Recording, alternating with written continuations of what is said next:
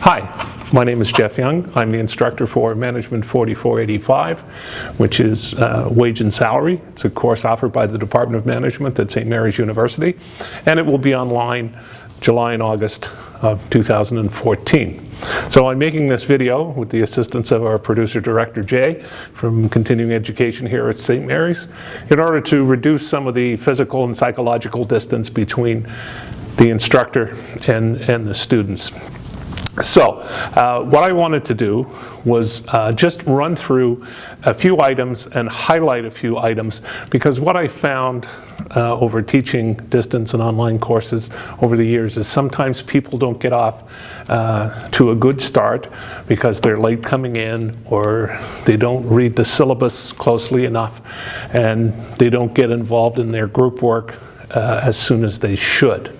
So, in the next few minutes, I'm just going to run through and highlight a few of the key elements of the course, and of course, you will be able to read all the details online for this course under the Blackboard system. All right, in the Management 4485 course this summer, we are using the text Compensation, 4th Canadian edition. It's by Milkovich, Newman, Gerhardt, Coleman, and Yap. And you can get a copy of this text through the St. Mary's bookstore, and I also believe it's available through electronic access as well. You'll have to check with the bookstore on that one. So the course is built around this particular text, and it's been broken into 7 modules, one for each week of summer school. In the first 6 modules, we will cover 2 chapters from the text per module. In the last module, Module 7, we'll wrap up with Chapter 13, the last chapter in the text. And we'll be prepared by then for the final exam and so on. What you should understand is that there is a fair amount of group work, some online discussions, and some group assignments that need to be completed for this course. So these are the things I really wanted to focus on in this introduction today.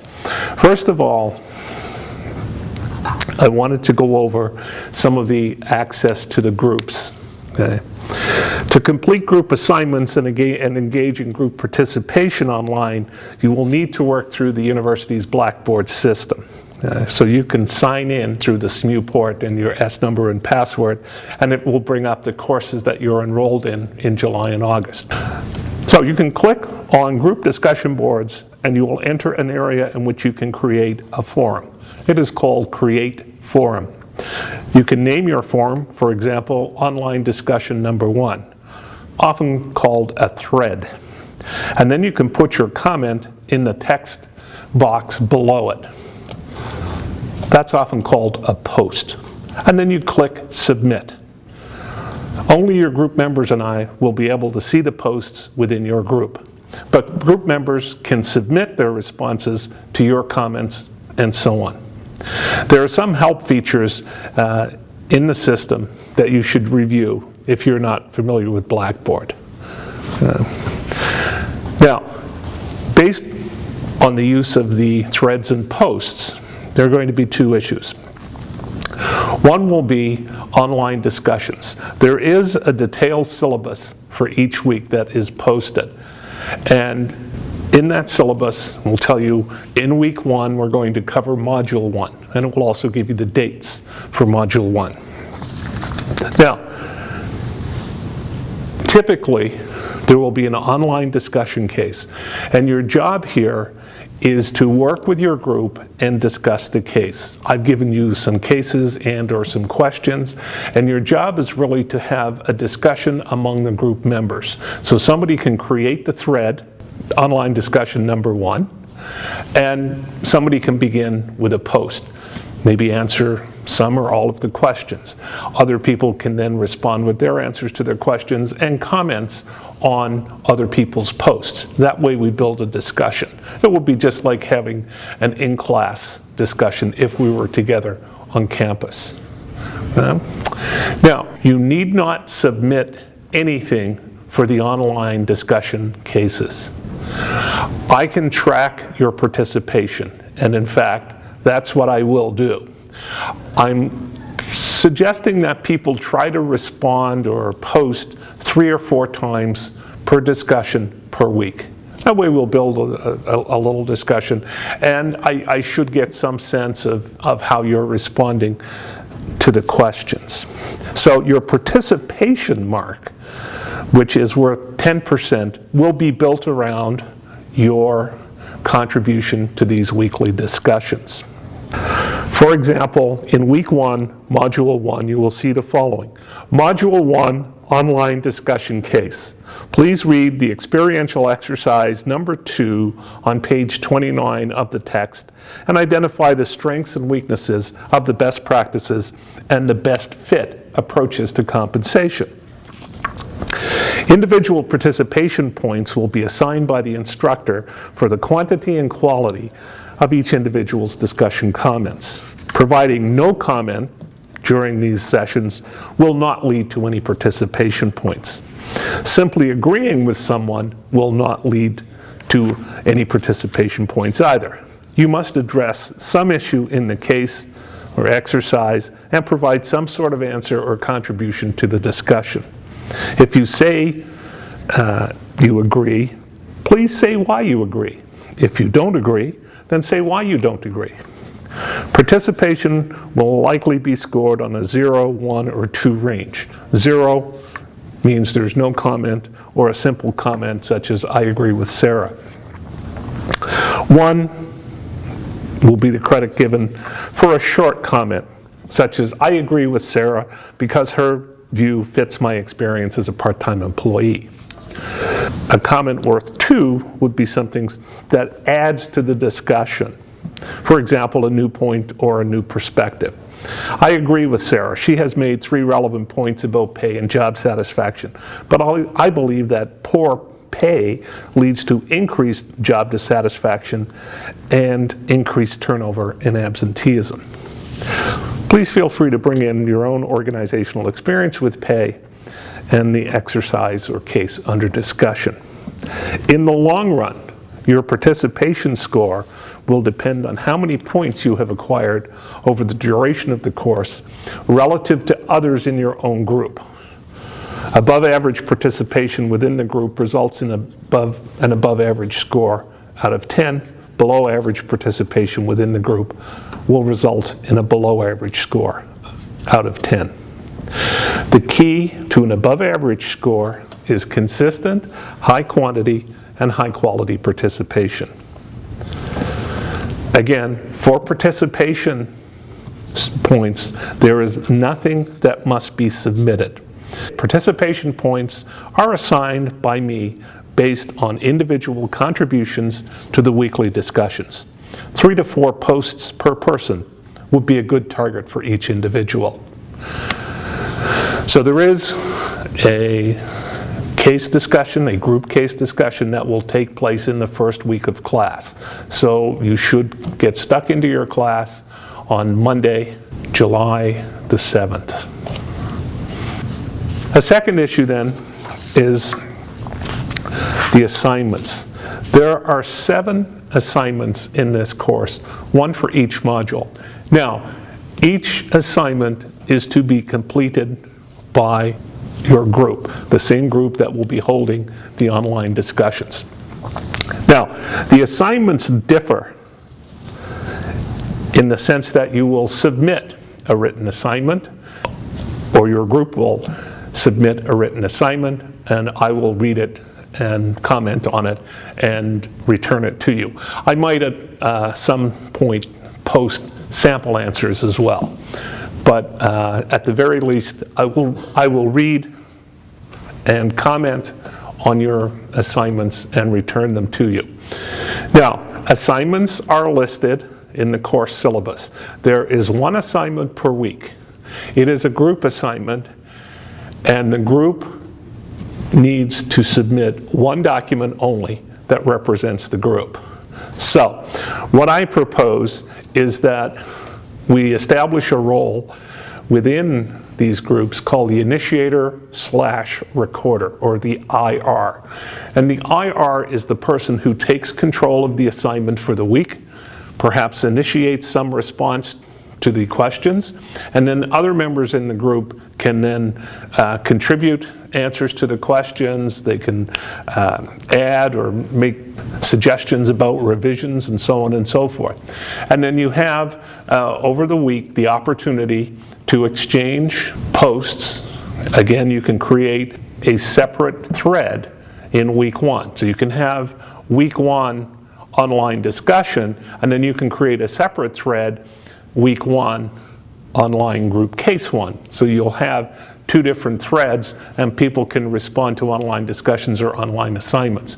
But ideally, the initiator recorder will start the assignment, group members will post their own responses, make suggestions, and so on. And at the end of the week, it will be the initiator recorder who will pull everybody's work together and submit the group assignment on behalf of the group. I just want to be clear about that. And what can happen here, you're probably going to have about 4 or 5 members in your group, so people can take turns being the initiator recorder. So early on in the term, I suggest you get together and you want to appoint initiator recorders for the assignments, then please do so, share the work. Okay? So it is a group assignment. If someone is in your group but does not participate in the development of an answer to the assignment, do not put that person's name on the assignment. Okay? Your assignment answer should be a Word document that should be submitted to me as an email attachment through the Blackboard system. Don't bother with the uploading of assignments on that left-hand side. Just click on emails, find my name, send me the email saying group assignment number 1, and attach your document, your Word document. But your Word document should be clearly labeled. You should have the course name and number. You should have your group identifier, group A, B, C, what have you, and you should list the names of the people on the assignment who actually contributed to that assignment. Again, there is a list of assignments and their due dates. A third element in the course evaluation scheme is the group report. Each group is required to submit a report of approximately 8 to 10 pages, double-spaced. The topic of the report is pay compression. You must use the APA style of referencing and citing. You should examine existing research documents and address such issues as, what is pay compression? You should provide some examples of pay compression. Describe why pay compression occurs, and explain how pay compression should be or could be managed. Please do not, I repeat, do not conduct any interviews or surveys in completing this project. Please limit your use of the internet and focus on research that has been published in academic and professional sources. You should have someone serve as the initiator recorder for the group report in the same way that you will have someone serve as initiator recorder for the group assignments. Now, the other 2 elements of the evaluation scheme are the midterm quiz and the final exam. The midterm quiz is worth 10 points. It will be an unproctored online quiz in the 3rd week of the course. The dates for week 3 are July 1st to July 27th. But I will publish in the course outline, and I will send a reminder of the dates for the quiz. We'll make the quiz available to you for 48 hours, and you can go in at some point that's convenient to you, and you can complete the quiz. The quiz will be on the first 4 chapters, the first 2 modules, and will consist of about 60 multiple choice questions.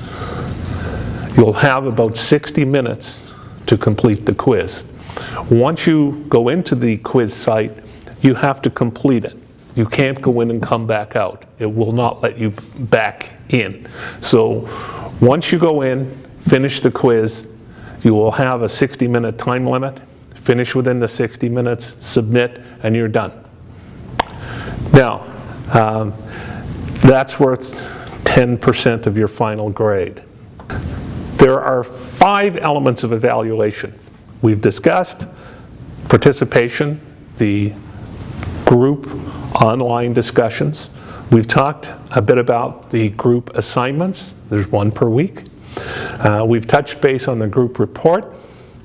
We've touched base on the midterm quiz. And the 5th and final element of the evaluation is the final exam, which is worth 40% of your final score. The final exam will be entirely multiple choice and will be based on chapters 5 through to and including chapter 13. The number of items on the exam will be discussed prior to the exam. For those of you within the 100 kilometer zone, the exam will be written on Thursday, August 21st from 3:30 in the afternoon to 7:30 in the evening. I'm not sure which room we will have yet, but we will be assigned one of the computer labs. The exam has a 2-hour time limit. You can enter the exam room anytime after 3:30, but the latest that you can enter is 5:30. The exam will close at 7:30. So you should allow yourself 2 hours to complete it. So please be no later than 5:30 arriving for the final exam on Thursday, August 21st, if you're writing on the St. Mary's campus. The final exam is proctored. I will be the proctor for the on-campus final exam. However, if you are writing at a distance, you must contact Continuing Education here at St. Mary's University to complete arrangements for a proctor or an invigilator. If you are writing at a distance, the exam will be done online, just as it is if you are writing in the classroom with me. However, if you're writing at a distance, you will have to arrange a mutually convenient day and time to meet with your proctor. You're going to have to make those arrangements yourselves, but you will also have to submit the appropriate forms and submit them to the Continuing Education Department. Whether you are writing on campus or at a distance, the time limit will be 2 hours and the exam will be online. So, I've just provided a brief introduction to some of the issues in the course, but I did want to reinforce the group nature of the weekly online discussions. You have to discuss, but you don't have to submit anything. I will access your discussions and apply participation marks. There is a group assignment that is due each week. You should appoint someone as the initiator recorder to take charge of each assignment. You can share that role within your group, and you write your assignment answer as a group online through the posting mechanism that we talked about earlier, and the IR will submit the assignment on behalf of the group at the published deadline. We've also reviewed the group report, and we've talked a bit about the midterm, and we've talked a bit about the final. There will be some more detail provided in terms of all of the above issues as the course unfolds, but please get into Blackboard and please read through the syllabus. The syllabus is served up, I believe, by the system in several chunks, but I've tried to make sure that we really highlight the group online discussions and the group assignments and what's required there. In the course syllabus, I provided you with some options for contacting me. Generally, the best way to contact me is through the email system within Blackboard.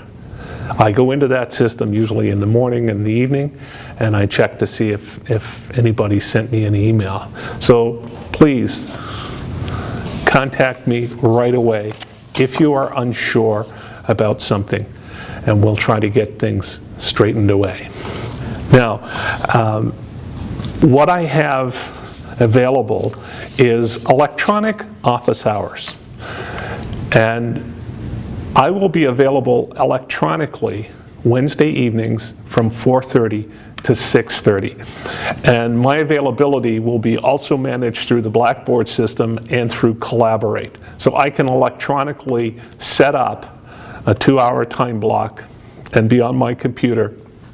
And if you wish to discuss something or you have some questions, you have the opportunity to connect with me between 4:30 and 6:30 on Wednesdays throughout July and late August, and we can have a real-time chat. So that's just another option to create some connectivity between you and me. If it's not required that you participate in these Collaborate sessions, they're merely an opportunity for you to come on and talk to me in real time. So if email doesn't work, try to Collaborate. But I've also provided some other means of contact in the course syllabus. So again, please read the course syllabus. Please get stuck in to your course on the first day of summer school. Log in to the Blackboard system, read the syllabus, go into your group discussion board, meet your group members. So I really look forward to the term. I look forward to meeting you online, if not in person, and hopefully we'll have an enjoyable and productive course. Thank you very much.